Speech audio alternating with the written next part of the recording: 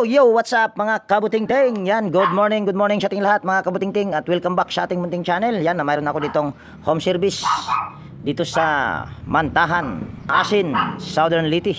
Reklamo nila sa akin nito mga kabuting-ting ay bigla na lang daw huminto. At ang brand nito mga kabuting-ting ay yan, Kidiki. At share ko lang din sa inyo itong aking bagong megaphone. Ito ay regalo lang sa akin ng aking pinsan. Pamasko ba? Yan. Tingnan lang natin ha. Repair electric fan, washing, dryer. Repair. Nice. Ayun oh. Di ba? Ayos na ayos mga kabuting-ting. Hindi ko na kailangang sumigaw dahil dito. At kahapon ko pa yan ginagamit mga kabuting-ting. So, umpisahan natin ito kaagad mga kabuting-ting. So, ayusin ko lang yung aking tripod. So, ayan. Saksak natin ito. Kung mayroon pa ba itong ugong. Yan, saksak na natin. Tapos, uy. Umaandar naman. Tay! Tay! Ano problema? Umaandar oh. Ayan, ito ay umaandar mga kabuting-ting. Kaso, kung nakikita nyo ay para na siyang pahinto. Yan na. Yan o. Mabilis sa umpisa at bumabagal. O kaso mabagal. Lagay natin sa number 2. Number 2. Number 3. Yan. Number 1, number 2, number 3. Halos kaparehas lang yung ikot niya. Hindi bumibilis. Pwedeng kapasitor ito or pwede rin itong bushing. So ito tingnan natin. Yan. Una ay tanggalin lang natin yung screen sa pangharap.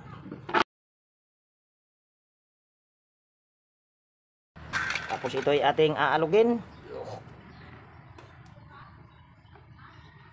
Medyo may ano siya konti lang. At para sure tayo na ito ay may alog, tanggalin lang natin yung ilis eh.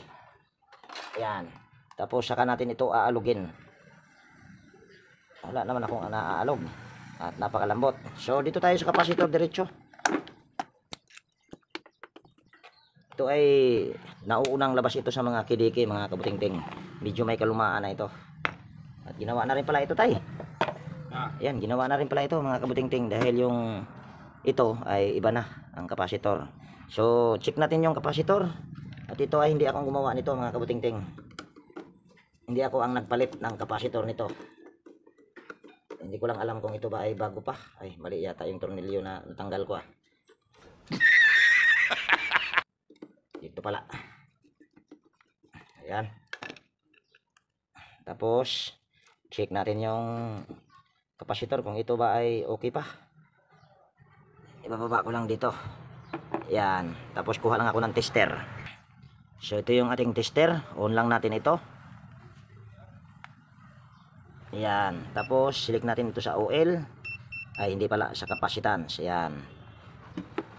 Kita ba? Ayan. Baba lang natin yung camera natin. Para kitang-kita sa mata. Tapos, tester natin ito. Ito ay 1.5 microfarad. Tignan natin kung ito ba ay 1.5 microfarad pa. Ayun. Okay pa itong capacitor na ito mga kabuting-ting. Ito. Pero, mabagal siya. So, ito ay ating babaklasin. Para makita natin kung anong pinaka problema. Wala naman akong naalog, pero kahit wala kang maalog, kung yung problema ay bushing sa likod ay wala ka talagang maalog. Kaya ito ay ating kailangang baklasin lahat.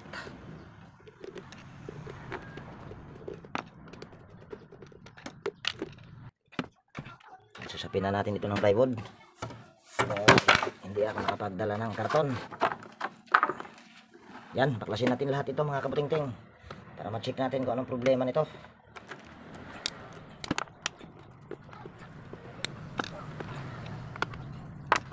Yan, bago natin ito tuluyang baklasin, check muna natin itong linya sa kapasitor. Baka ito ay mababa na. Pag mababa na ito, ay pwedeng motor ang problema nito. Check natin. Yan, kita ba? Ayan. Okay pa ito. Ayan o. Mayroon pa tayong nare-reading na 810 ohms. So, ibig sabihin ay good pa ito. So, kailangan nating baklasin ito lahat.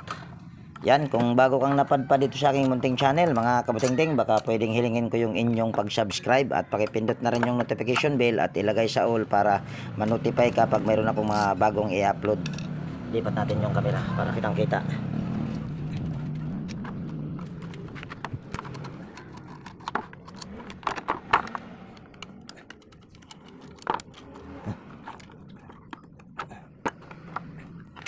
Yan. Pagpagan muna natin. Tapos tanggalin lang natin itong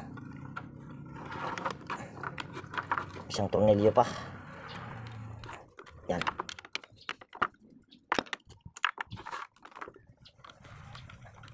Yan. Tapos pagpagan lang natin. Yan. Tapos may power naman ito. So ito ay ating tatalian muna. At yung pagtali niyan hindi ko na ipapakita. So yan na mga kabutingting. Naitali ko na. At pasensya na ko hindi ko pinakita. At itong motor na ito wala naman ako nakitang diferensya.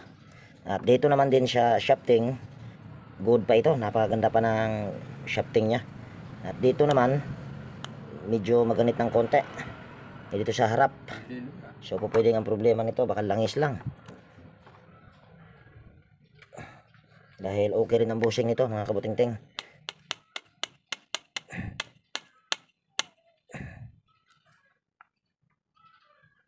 Ayan, langisan lang natin pati foam. Ayan, kung nakikita nyo, napakaganda pa ng shafting nya, napakakinis pa. Ayan o, napakakinis pa ng shafting. At wala pa talaga yung gas-gas. Ibig sabihin, pag wala pang gas-gas, good pa ang ano yan, bushing. Baka ito ang problema lang nito ay maganit. Maganit, ha? Gamay rin ang brot sa imong paglimpyar mo. Pupog na ng diya. So, yan, langisan din natin itong foam.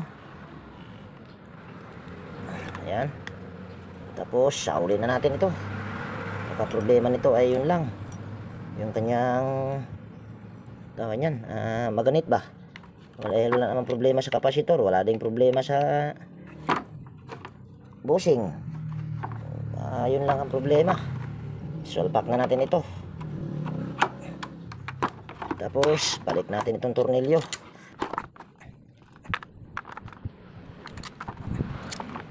Pero yung pinagtataka ko, bakit siya bumabagal? Dapat ibibilis, dapat siya.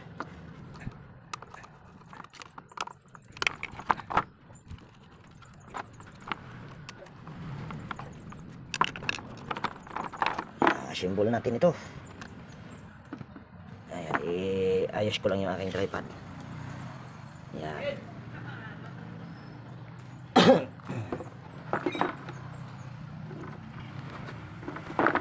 pinuan ka magkubran na yung lagar-lagar. Nah, lagi tayo.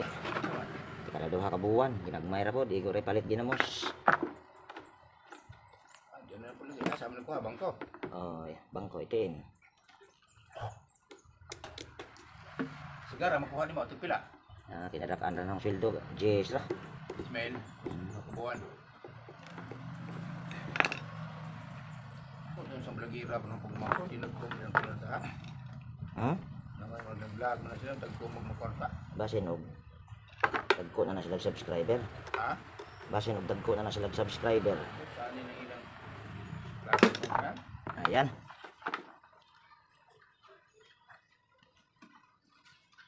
Kapalit ng bukse.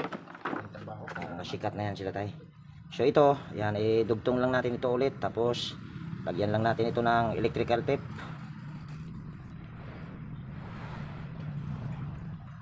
Ayan, okay na mga kabutingting.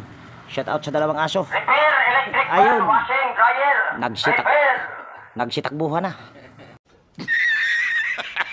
Yan, nalagyan ko na ng electrical tape. Try daw natin itong, ano, kung may pagbabago ba. Dahil wala naman ako nakitang problema. Yan, saksak ko lang dito yung power cord.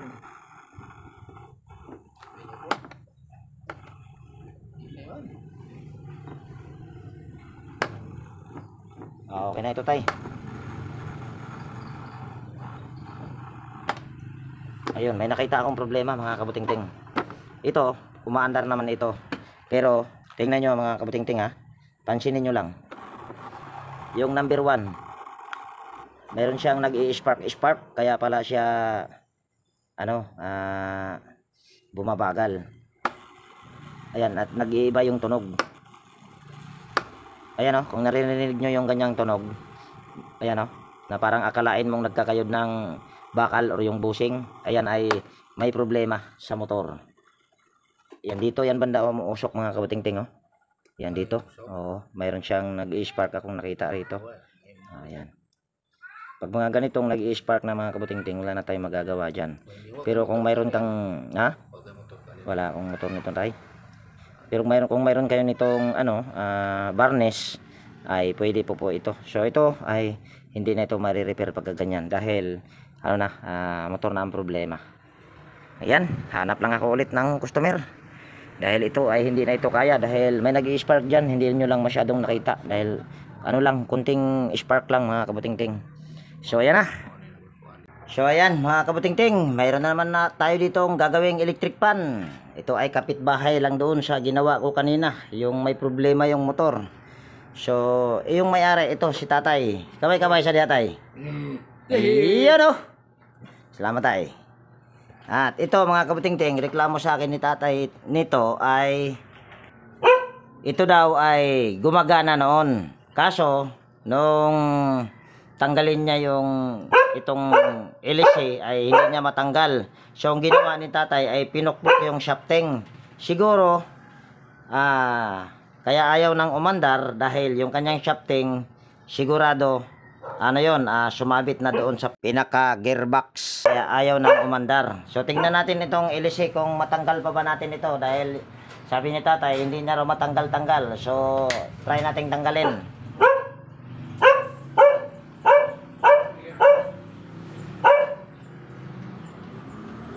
Ayan.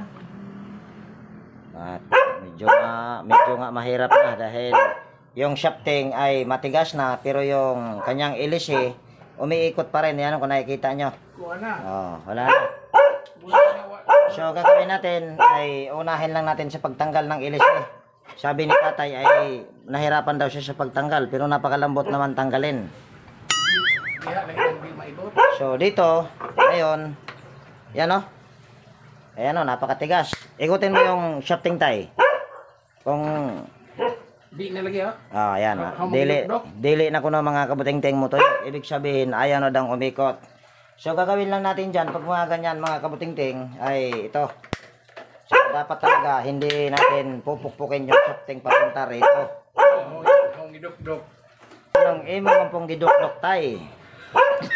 So, ngayon, tanggalin lang natin tong tornilyo na ito. Simpleng paraan lang pag mga ganito mga kabuting-ting. Pupukpukin lang din natin ito.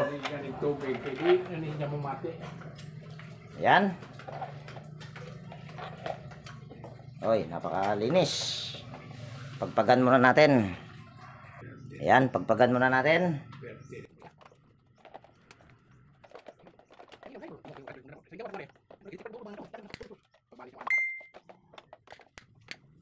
Ayan na.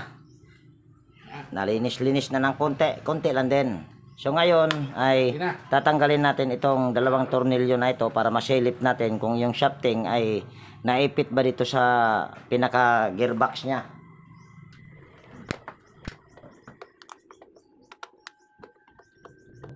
Galing mo ka. Ha? Galing mo ka. Layo ko tayo, Tagalibagon. So ito na mga kabuting-ting. Ito naman ay hindi siya umabot dito sa pinaka shafting niya. Ang problema nito, yung shafting kasi nito siguro mga kabuting-ting ay may groove. Kaya ayaw nang umikot. So gagawin lang natin diyan ay tatanggalin lang natin yung tatlong tornilyo dito. Yan, sa gearbox para mapukpok natin yung shafting papunta doon sa harap. So dito ay hindi ko na ipapakita yung pagtanggal ng tornilyo. So ayan na mga kabuting-ting, natanggal ko na yung gearbox. So ang susunod natin gagawin ay pupukpukin lang natin ito papunta doon sa harap. Ayan, katulad yan, isang pukpukan lang. Tingnan natin kung malambot na ba. Ayan, malambot na. Ayan o. Mamaya, basta malambot na yan mga kabuting-ting. Ayan o. Inikot-ikot na ni tatay. Ngayon, balik na natin itong gearbox. Abog, may anak ng abog sa isang braso ni. Sige tay. Kanus apa nih mau ukang na putro. Okay na tay. Okay na tay. Yan, balik na natin itong gearbox. Ungot ya. Kay pinukpok mo kasi tay. Yung hindi mo lang pinukpok, okay sana. Anda yung ginugid ang pala di man mau naukang ya naharos.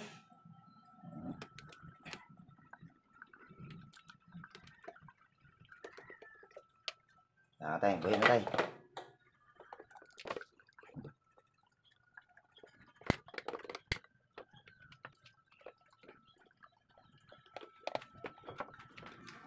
Yan, balik lang natin itong takip sa gearbox. Tornilyo lang natin.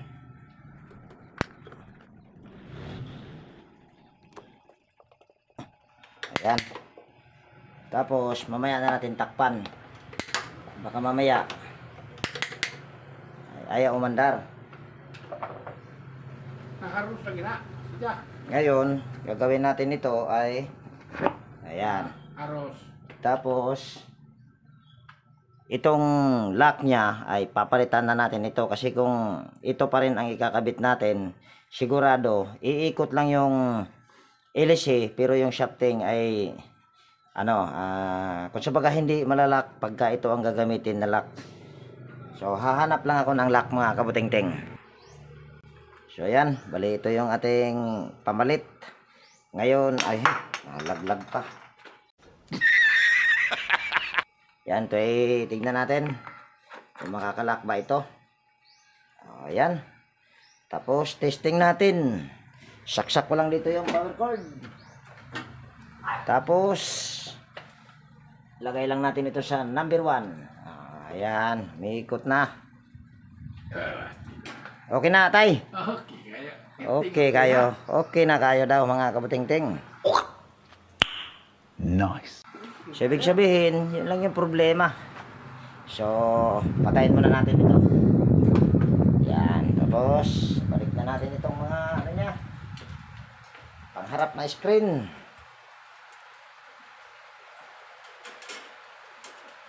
Ngiting tagumpay si tatay, mga kabuting-ting.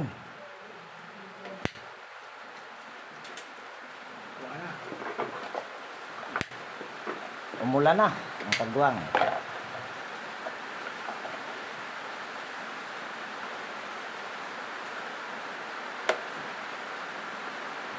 Tornilyo nito nasaan na?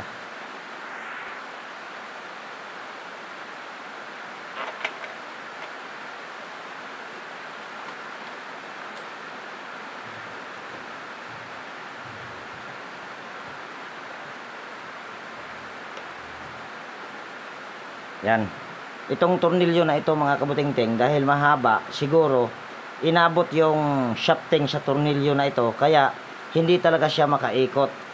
Dahil pinukpok doon sa harap, siyempre yung shafting niya ay uusob dito sa likod. Kaya inabot siya ng tornilyo. Kaya ayaw makaikot. Ayan lang. Tapos balik natin ito. Ayan. Tapos saksak ko ulit dito yung power cord.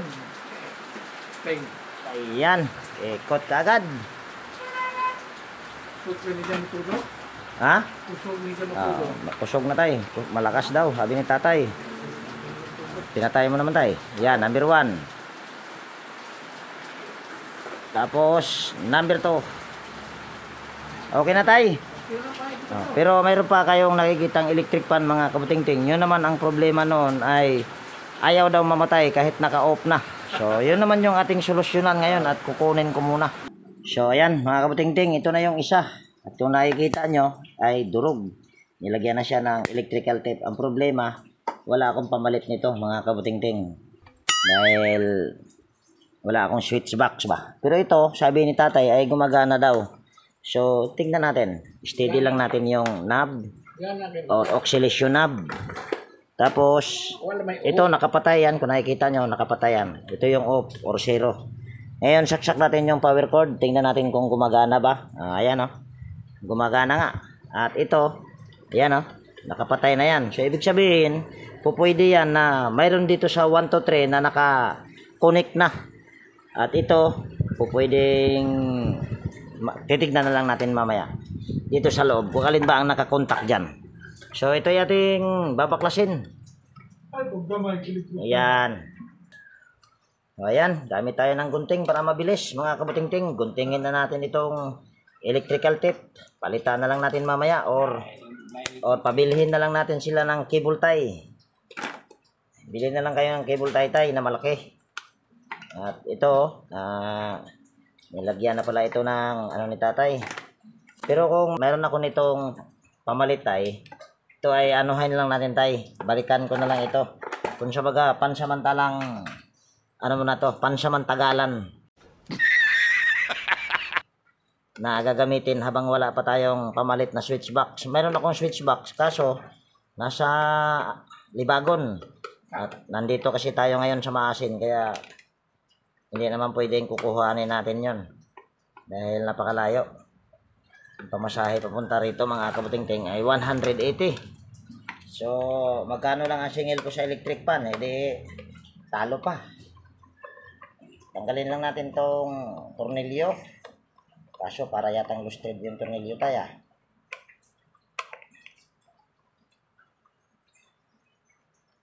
Yan. Tapos, basag na basag pala talaga ito. Basag na basag.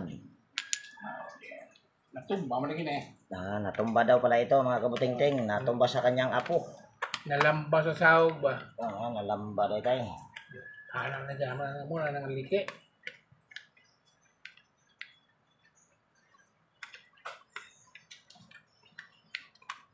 Tanggalin lang natin yung switch sa mga kabutingting para makita natin kung alin ba ang nag-contact nito.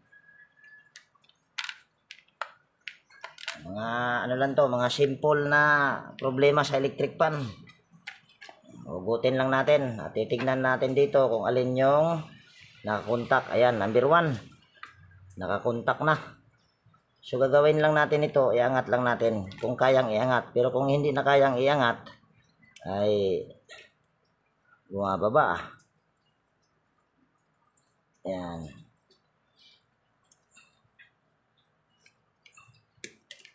Iangat lang natin ng konti. Ayan. Tapos tignan natin dito kung may putol ba. Dito wala naman siyang putol. So tingnan natin. Ayan nakaangat na. Tingnan natin kung babalik ba sa pag-angat yan. Ayun, mukhang hindi na. Nako, hindi na. Hindi na. Ayan naka ano pa rin siya. So gagawin lang natin dyan. Palit na lang yan mga kabutingting. Para mabilis lang. Palit tayo ng switch. So ayan mga kabutingting. Meron na ako ditong switch. Ang problema, magkaiba. Ayan tingnan natin kung magkasya ba ito dito. Ayan, hindi magkasya So gagawin lang natin dyan dahil magkaiba sila ng ito, yung pinaka plastic nitong switch. Tatanggalin lang natin ito. Ito ay natatanggal lang. Ayan, natatanggal lang ito. Tapos ito, wala na ito. So ang gagamitin lang natin ay ito, yung original. Ayan. Ayan, yan lang. Tapos lipat natin ito dito. Yan, lipat lang natin.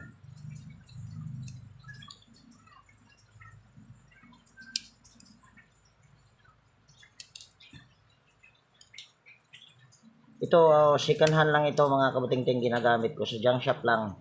At pero yan ay mga good yan, ayan nakikita nyo. Yan. Good na good pa ito mga kabutingting. So ngayon ay lilipat lang natin yan. Tanggalin lang natin ito. Ay ito, wag na natin pala yan pakialaman. Magulo mo tinga.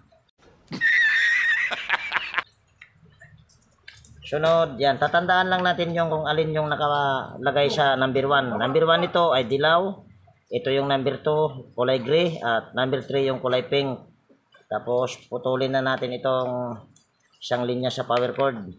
At para hindi na ako gagamit pa ng soldering lead ay yan, tatanggalin ko na lang itong ito sa hinang. para ihinang na lang or ililipat. Yan. Basta tandaan nyo lang kung alin yung nakalagay sa number 1, number 2, number 3. So ito, wala na ito dahil may problema na. Ayaw na siyang umangat. Ayan o, naka ano pa rin o. Naka tawag niyan, naka ano pa rin. Naka switch pa rin or naka ano pa rin yung ang hirap magpaliwanag kagwang. Basta yun na yun. Yan, ito ay ating ihinang lang diretso. Sunod natin itong kulay gray. Tapos number 3 ay kulay pink. Kahit hindi maayos yung paghinang, basta dumikit ay okay na yun mga kabuting-ting. O yan. Kaso ito, ayan. Diyan natin ilalagay yung isang linya sa power cord.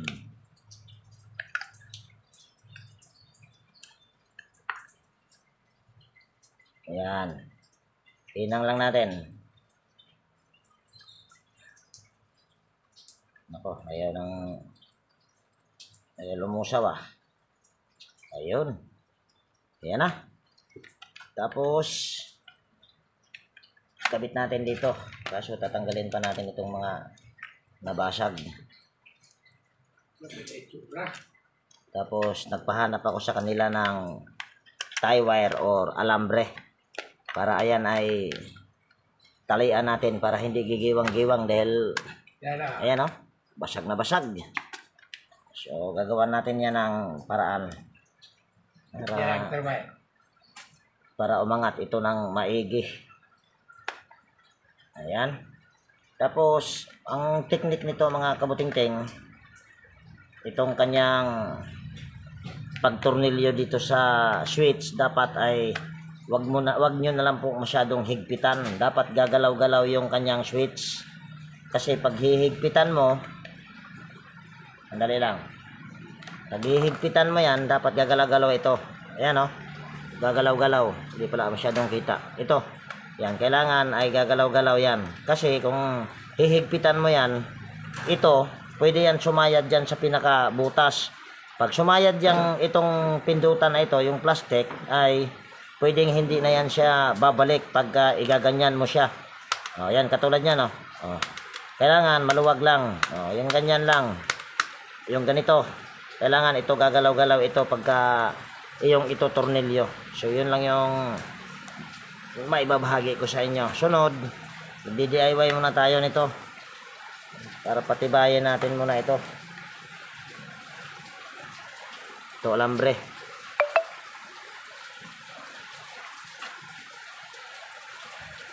Tataas ko lang yung aking tripod para kitang-kita sa mata. Nice. Yan. Tapos, mahirapan yata ako nito ah. Dahil mahirapan yata ako nito dahil mayroon ito. Ano ba ito tayo? Epoxy? Basag na basag pala itong kagwang na ito. Mahirapan yata tayo. Mahirapan yata ako nito mga kabuting-ting ah. Kagwang na. Huwag pagkili po dyan kung tindog, buwat man. Andali mga kabuting-ting at isipin ko muna kung paano ko yan maayos ng para magamit lang. So ayan mga kabuting-ting, pasensya na hindi ko na ipinakita. Ayan lang yung aking ginawa. Ayan, nilagyan ko siya ng alambre or tie wire. So ayan lang. At malalaman natin mamaya kung umubra ba yan. Yan, ito yung ating takip lang. Ito dito ay wala na tong silbing tornilyo na to. Pinakadabis talaga nito ay magpalit na talaga ng switch box. Yan, bali ito ay takpan ko lang. So ayan na mga kabuting-ting. Ito nilagyan pa rin namin ng electrical tape. Pang ano ba, dagdag puwersa. Ewan ko lang kung tatagal itong box na ito. Pero ito talaga, pansamantagalan lang ito mga kabuting-ting dahil wala akong wala akong switch back ba. Kailangan talaga ito papalitan tong buo na ito. At hayaan mo tayo pagka ako'y magawi dito tayo ay dadalhan ko na lang ito na switch back tayo. Kahit hindi naman niya kabran mga kabuting-ting ay pwede naman. Para-paraan lang yan. So ito ay aking ilalagay doon sa pinaka-stand niya. So ayan na mga kabuting-ting, nakatayo na. At umuulan. Saksak natin itong power cord. Yan, nakasaksak na.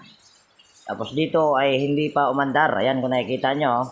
Kanina ay umandar siya kahit hindi pa siya nakapindot sa speed.